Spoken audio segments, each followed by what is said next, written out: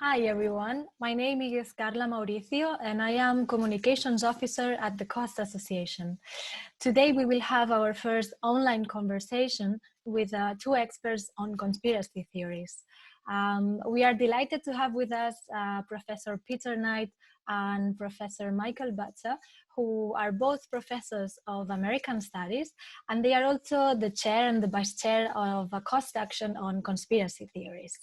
Amid this crisis with COVID, we would like to learn more about conspiracy theories and what the impact is on those theories. So, Professor Butter, I would like to ask you first, what are conspiracy theories? Well, conspiracy theories are narratives that assume that a group of evil agents, the conspirators, is secretly controlling events and developments. In general, conspiracy theories make three assumptions. First, they assume that nothing happens by accident, so everything has been planned by this group of evil agents. Secondly, they assume that nothing is as it seems, meaning that you have to look beneath the surface, beyond the appearance of things to understand what is really going on. And thirdly, they assume that everything is connected. So once you look beneath the surface, beyond appearances, you realize that people, events, institutions that you never thought were connected actually do have a lot in common, maybe because they have all been infiltrated by the conspirators. So everything has been planned, nothing happens by accident, everything is connected, nothing is as it seems. This, in the gist, is a conspiracy theory. Are there any times in which those become particularly prominent? Here things already get more complicated because it seems that conspiracy theories have been very, very prominent for at least the past 300 or 400 years. It seems, of course, that they are particularly important and popular in times of crises and uncertainty, and that may have to do with the fact that at least in the present and in the Western world, conspiracy theories are mostly believed by people who have problems dealing with uncertainty and ambiguity, accepting that things might not be clear. So moments of crises where it is completely unclear what our life will look like in 2 or 3 weeks are always also there for moments when conspiracy theories thrive. We probably hear about so many conspiracy theories in this current situation. Maybe Professor Knight could tell us about some of the most known examples of those theories these days. We've identified about 6 or 7 main internationally spread conspiracy theories, but we're also now beginning to see a range of local adaptations. So the main conspiracy theories we've identified would be first that the virus is a bioweapon created by the Chinese, perhaps based at the Wuhan Institute of Virology. But then there's the mirror image of that conspiracy theory that the virus is a bioweapon created by the CIA to attack China. Then you get kind of two versions that seem to be centered on Trump as the victim. First was the idea that the virus, the pandemic was a hoax or an exaggerated threat, with the idea that the Democrats were promoting this to undermine Trump and his supporters. And you get a different version of that that suggests that there is an ongoing deep state plot to damage Trump, and perhaps by crashing the stock markets, or maybe by introducing martial law. Then there are theories that suggest the pandemic is part of a plan by global elites. For example, the Bill Gates Foundation, or perhaps George Soros, who are masterminding the pandemic to bring about population control or some other kind of grand plan. A different version of this suggests that the pandemic has been manipulated by big pharma, big pharmaceutical companies, either for profit, with the idea that a vaccine already exists but is being suppressed until the the vital moment for profit, or with the idea that this is a campaign to bring about compulsory vaccination. And then finally, the interesting cluster of conspiracy theories is that the pandemic is either directly caused by the introduction of 5G telephone networks, or is being used as a cover-up to suppress illnesses supposedly caused by 5G. Then, as I mentioned, we're now getting kind of variations of these conspiracy theories adapted to particular local conditions. So, for example, in Somalia, some people believe that COVID-19 is a divine punishment imposed on China because of the suppression of its Muslim minority. Or, for example, in Iran, the theory is that this is a US biowarfare attack. And there are kind of different versions of this that are spreading through the world. Very interesting to see indeed how each theory is shaped a little bit as well by the national realities as well. So how are they spread? What are their main means to reach the population? So I think we can look at a number of different mechanisms. The first we need to point out is the number of politicians and elite figures and influencers who promoted misinformation, either in ignorance of the true facts or quite deliberately. So in America, for example, we can look at the way that politicians such as Senator Tom Cotton or the right-wing radio pundit Rush Limbaugh promoted the Chinese bioweapon conspiracy theory. That story was spread by various articles in the right-wing newspaper, the Washington Times. But we can also look at the influence of bots and troll bots that are amplifying some of these messages, particularly in the US. These stories have been amplified in Trump supporting groups online, for example, in the 4chan discussion board. Then next, we can think about the way Russia in particular and Russia media outlets have deliberately promoted disinformation, conspiracy theories, and other general forms of misinformation. And there seems to be reasonably good evidence that this is being a kind of fairly concerted campaign. More generally, though, we need to think about the kind of the mechanisms by which conspiracy theories and other forms of misinformation spread. So it's the power of emotive content, the way that conspiracy theories often confirm existing cognitive biases, the way they provide a kind of an illusory sense of certainty or superiority, a sense that the people promoting these conspiracy theories are somehow in the know, the way that these conspiracy theories also promote a particular identity or particular political worldview. And in effect, conspiracy theories in that sense spread because they help promote political or propagandistic aims.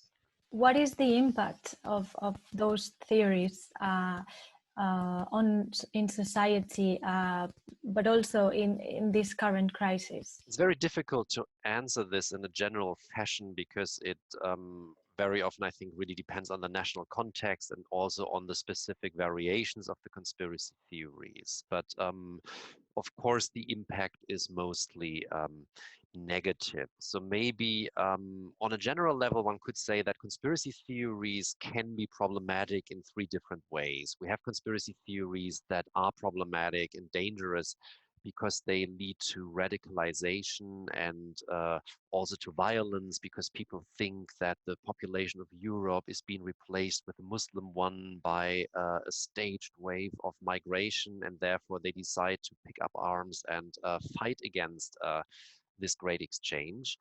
And then there are conspiracy theories that simply undermine the trust in democracy and elected officials and institutions by pretending this is all a big sham and it doesn't matter who you vote for because these are controlled by the same masters anyway. And thirdly, there's the whole area of medical conspiracy theories about vaccination, about the uh, HI virus not existing, and of course, and if you don't believe in any of these things, then you might not get vaccinated yourself, you might not protect yourself and your children, and therefore be a danger to yourself and others. And I think with the Corona crisis, we see at least the second and the third elements of that already. Thankfully, we haven't seen the first one yet, to the best of my knowledge. There are, of course, people who might think, well, this is all exaggerated, it's all a hoax to achieve some other sinister end, who might not keeping social distance, who might regard not keeping social distance as a kind of act of resistance against what is happening there, and therefore endanger themselves and others and spread the virus further. And then there are, of course, those who think that this is a plot by their government or the New World Order or an international elite to do away with the last remnants of democracy in the Western world, and who therefore completely lose trust in our political system. And maybe at some point we will also see people who take up arms and attack other people because their feelings have been fueled by conspiracy theories about the coronavirus. So it's truly problematic. We can also begin to see some interesting examples of the harm that's caused by specific conspiracy theories and other misinformation beliefs. So, for example, the president in Belarus has been suggesting that saunas and vodka can cure the coronavirus, or that ice hockey matches are safe because it's too cold for the virus to spread. Beliefs like that can very easily lead to unnecessary deaths. But you could also look at there was a case the other day of the engineer of the Pacific Harbor train line on the west coast in the States, who drove the train engine off the rails, trying to crash it into the US Navy hospital ship that was moored in the harbor. Because he thought that the vessel was there for sinister purposes that the ordinary people weren't being told about.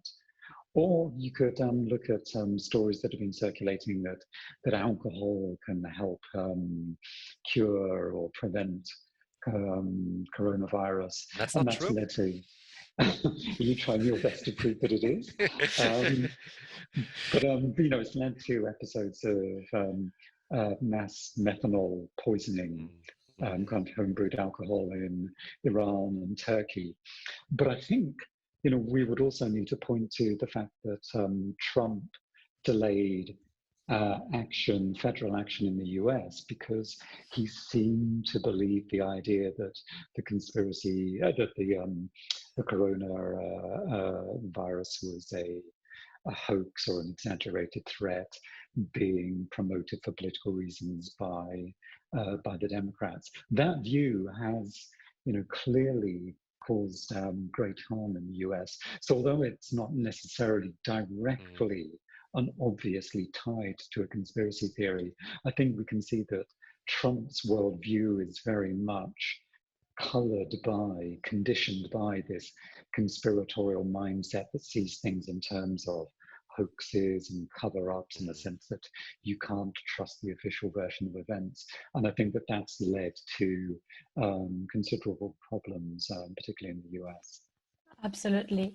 Seeing that the amount of theories are quite creative, to call it in a way. So how could we fight them? One of the interesting things that's been happening with the pandemic is the role of social media platforms in trying to combat the spread of conspiracy theories and misinformation. In the past, they've tended to take a more laissez-faire stance, seeing themselves just merely as platforms rather than as publishers with particular responsibilities. So this time round, Twitter for example, strengthened its definition of harm to include anything that promotes inaccurate or misleading medical information. And that more interventionist stance, I think, has begun to make a difference in the way that conspiracy theories are spreading, maybe not quite as quickly as they might have done. But it's meant that, for example, they've tended to spread more on, for example, WhatsApp through voice memos, because they are harder for fact checkers, either human fact checkers or the algorithmic versions to intervene.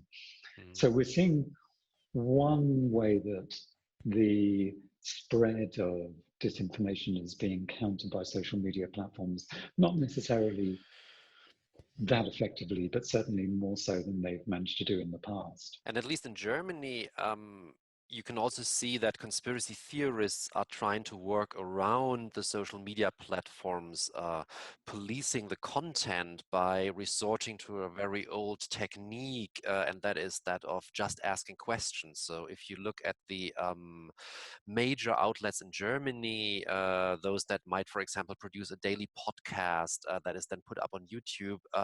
These podcasts these days don't say this is a Chinese bioweapon or a CIA bioweapon, but they say, is it so unreasonable to assume that this could be a Chinese bioweapon? After all, there is this factory in Wuhan, so is this all a coincidence? And then they go on and they talk about other biological weapons, and that the Spanish flu apparently spread from a US Army camp, and they suggest that, of course, this was also something like that. And of course, the people who believe that anyway will feel confirmed in their beliefs, whereas they might just work around the censorship of the of YouTube and other networks by framing it in that way. So it's difficult to escape these conspiracy theories, even though the social networks are doing more than they used to do in the past. The general advice, though, about how to combat misinformation and conspiracy theories remains fairly straightforward and sensible. First of all, slow down, don't instantly forward anything that you receive. Check the sources, even when it seems to be coming from a friend or a friend of a friend. Double check against reputable media sources. Check to see whether the information, particularly kind of visual information, photographs, have been taken out of context. Think about why someone's forwarding it, why they're promoting this particular information, and think about the emotive or sensationalist nature of the material that's being spread. And then I think, the general guidelines that we have for trying to prevent the spread of conspiracy theories are also worth remembering. And that would be the idea that conspiracy theories aren't always necessarily caused by a lack of information. But that's, I think, one of the mistakes people often make. Instead, we need to understand the psychological, but also the social and particularly the political functions that conspiracy theories serve. And we need to understand why conspiracy theories emerge in particular contexts and particular historical moments of crisis, and why people are so attracted to them. Because one of the things that we know is that it is very hard to argue a committed conspiracy theorist out of their beliefs. In general, you can't do it directly by opposing them with your own facts. Instead, we need to think in terms of understanding their motivations, but also more generally improving digital media literacy and also critical thinking. Just to wrap up, I would like to know a little bit more about the cost action that you created on conspiracy theories. I would like to know why did you decide to set up that action, and knowing that it's almost reaching its end, how would you evaluate that experience? Well, we decided to apply for a cost action because the time seemed ripe, because conspiracy studies had really boomed for the past 20 years when we began to write the application. So in the late 1990s, hardly anybody cared about that. There were some people in American studies. Peter was one of the pioneers, and then others followed like me, which is why I think it's not a coincidence that we're both Americanists sharing this, because this is the discipline that really engaged with the topic earlier than others. But since the 9/11 attacks, especially in 2001, other disciplines had started to deal with conspiracy theories, from psychology to political science to sociology and different philologies and so on. So our feeling was that there's a lot out there that we don't know because we don't understand the language in which it is written. And we also had the impression that sometimes the wheel was reinvented all over, that people were working through the same questions again and again, and sometimes losing the larger picture out of sight. What are the transcultural constants and so on. So the idea of the cost action, I think we've really accomplished that, was to really synthesize the European research on conspiracy theories to come up with an understanding of what it is that we know about conspiracy theories and what are the questions that we need to ask now in order to get further along. In terms of, has the network been successful? I think we would definitely say yes. There are 150 scholars in the network from 40 countries, and it's led to, we produced a state-of-the-art handbook, a book series. We've done a podcast series with The Conversation. We produced a set of educational materials and recommendations for stakeholders and policymakers.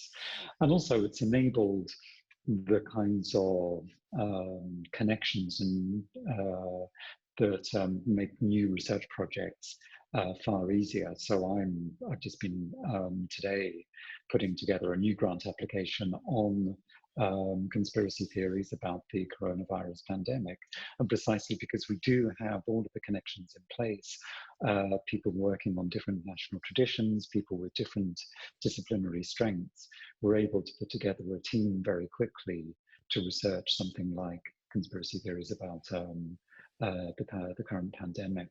All right, I am very happy to hear those positive accounts on cost action. I would like to thank you very much for participating in this online conversation.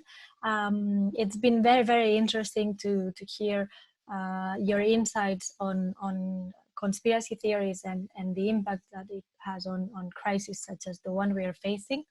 And hopefully see you soon. Thank you very much.